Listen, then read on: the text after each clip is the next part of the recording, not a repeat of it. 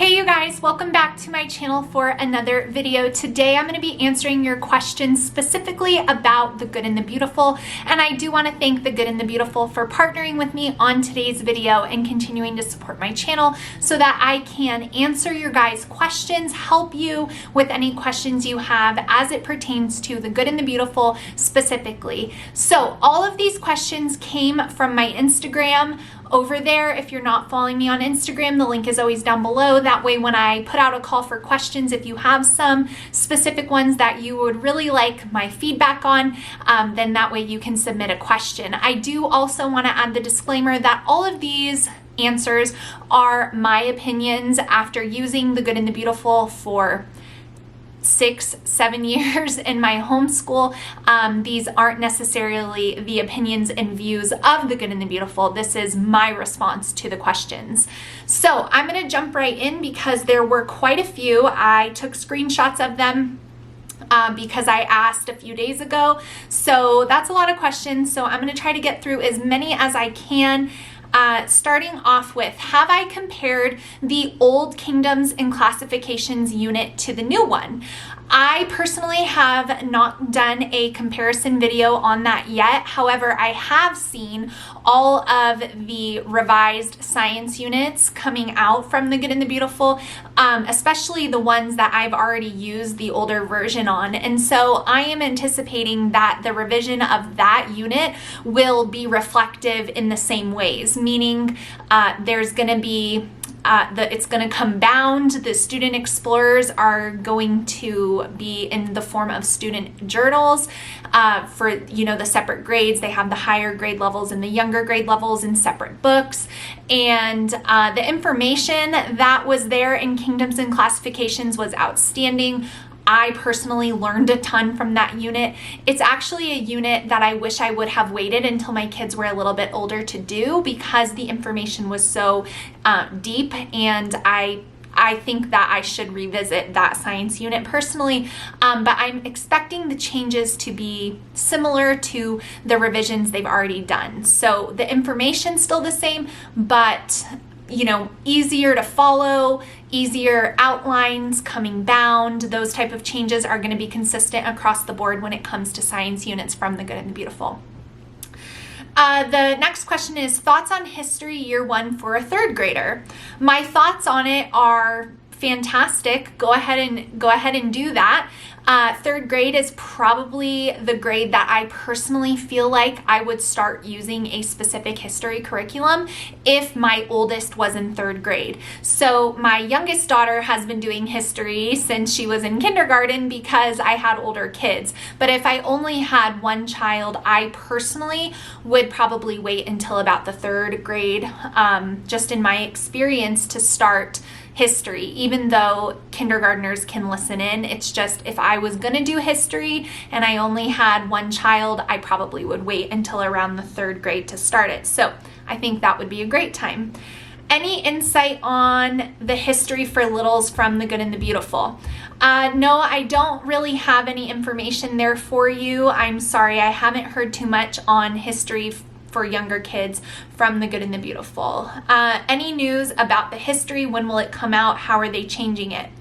So I have some things that I can share, but I also don't know exactly when it's going to be available. I don't think the Good and the Beautiful knows exactly when it's going to be available. I think they have a time frame that they're hoping and working toward, but I don't think anyone has an exact date yet.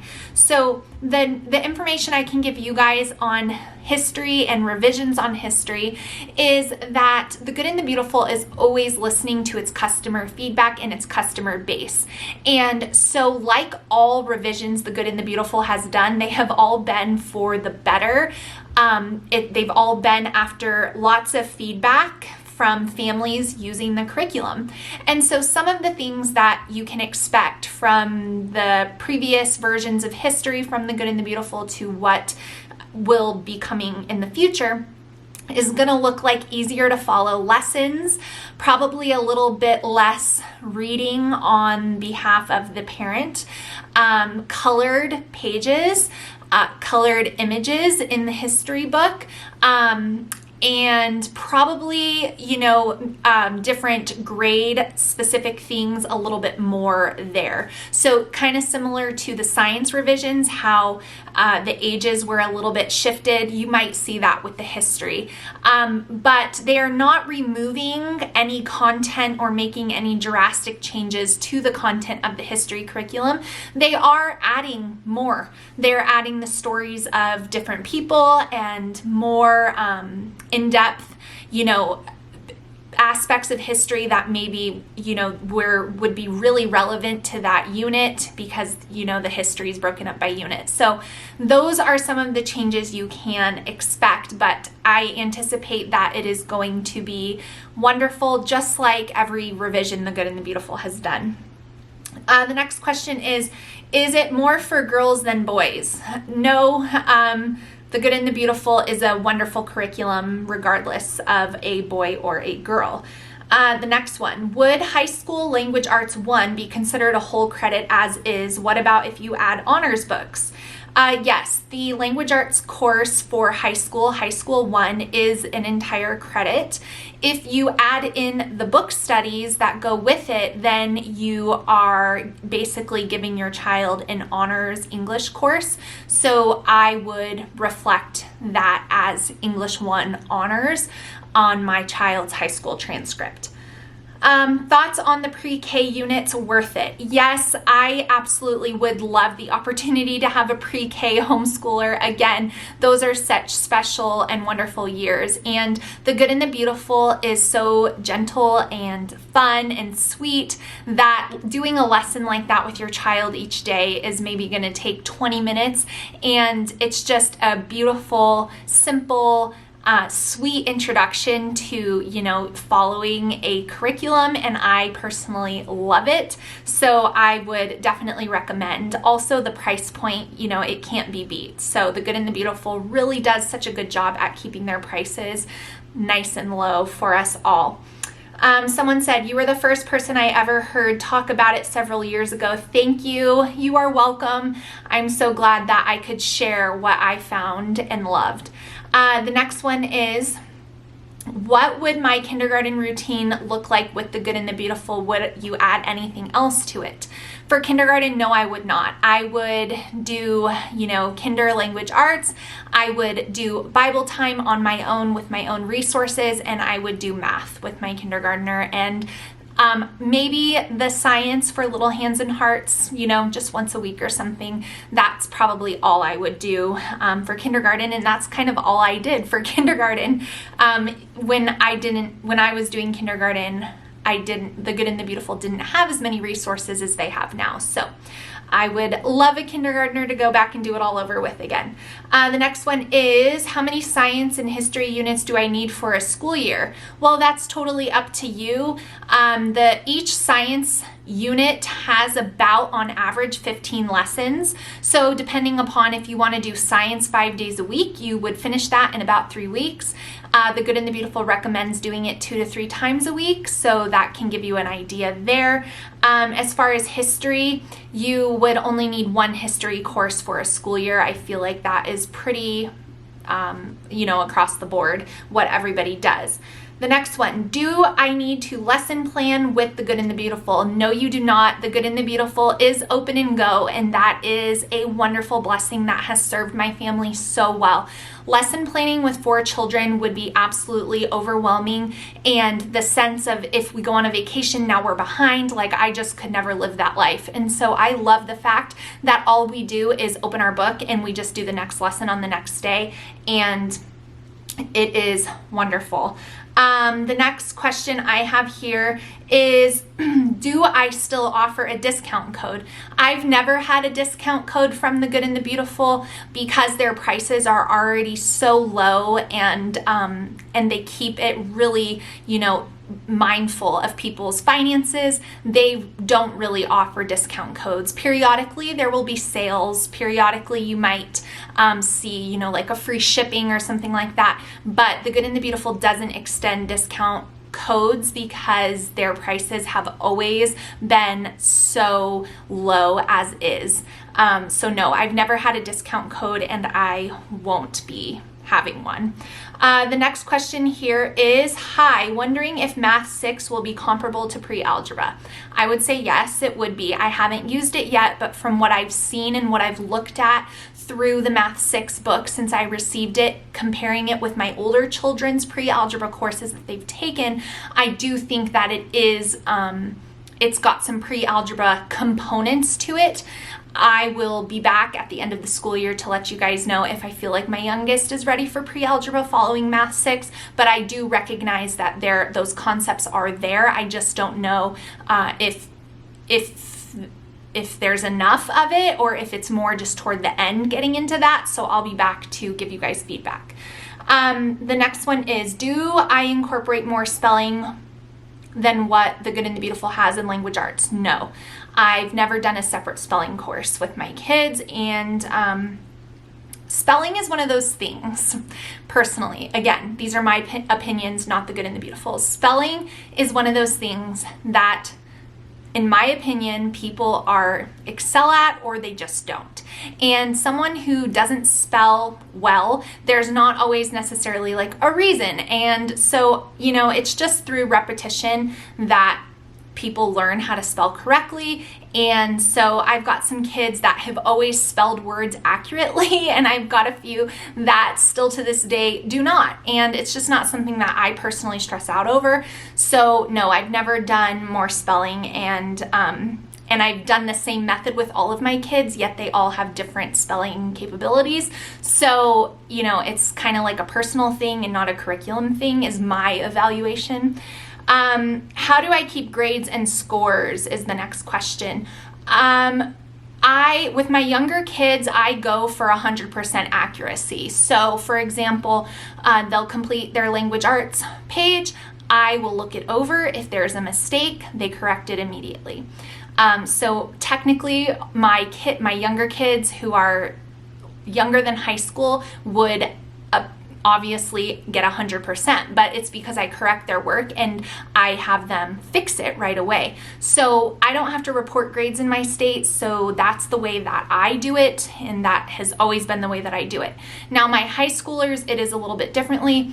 And The Good and the Beautiful, thankfully, has a very simple grading rubric in the front of the units that I've used, and it works wonderfully. And then that is your child's grade at the end of the year when you average all 10 of those units. Voila. So that's the way that I do it. Next one.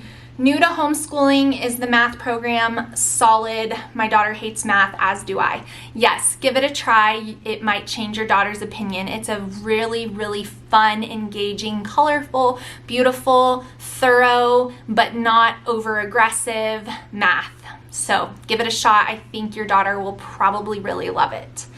The next one is, I'm tempted to order history before it's gone. Should I do it before it's gone?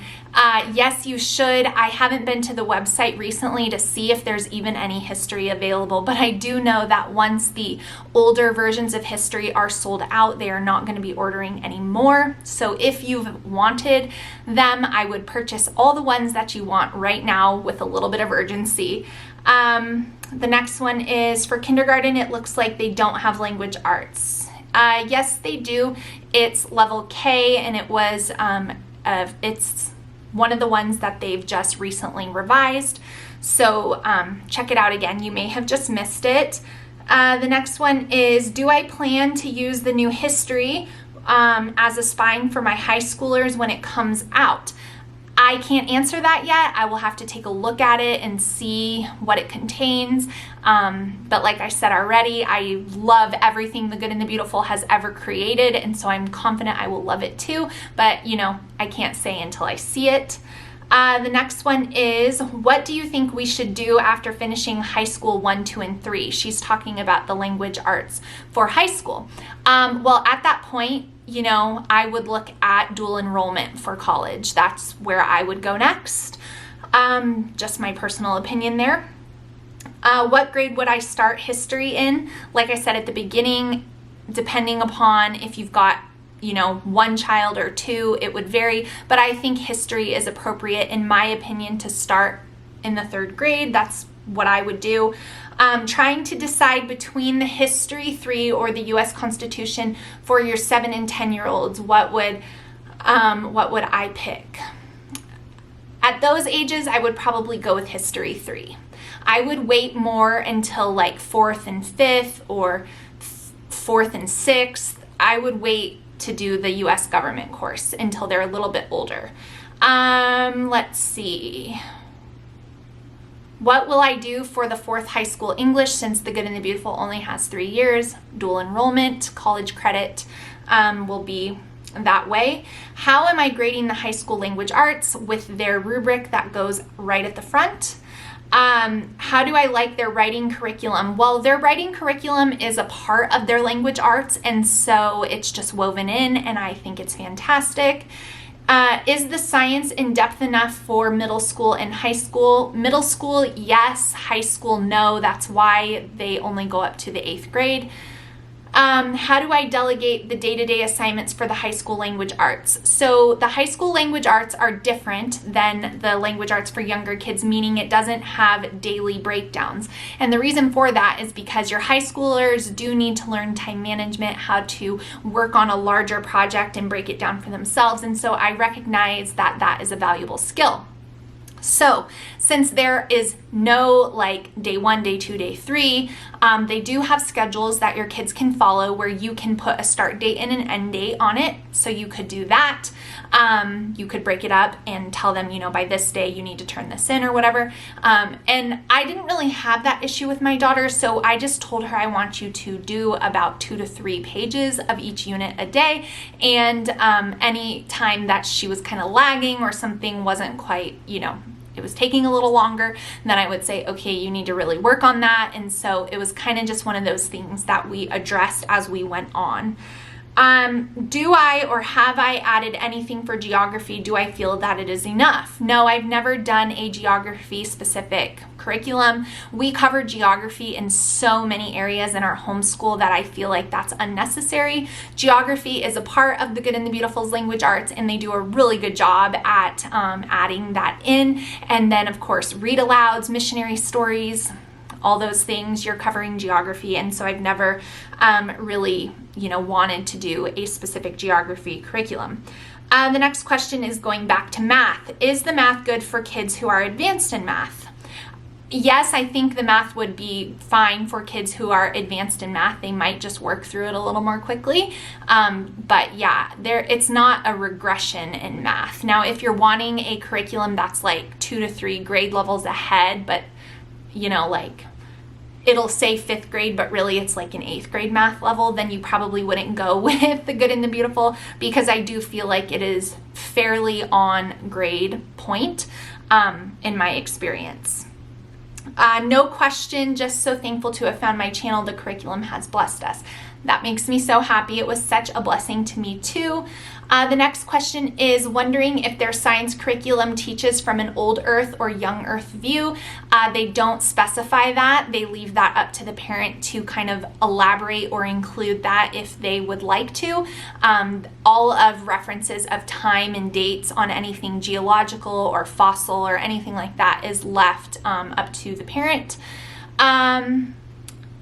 The next one is, let's see, how does it compare to, I've never used Abeka. I didn't want to use Abeka, and so I don't know how it compares. I know a lot of people have switched from Abeka to the Good and the Beautiful for various reasons, but I've never even looked at an Abeka curriculum piece, so I can't really say how it differs, other than the fact that the Good and the Beautiful emphasizes things that are the good and the beautiful, and there's a reason why so many people love it so much. So I am going to wrap up the Q&A here. I hope you guys had your questions answered.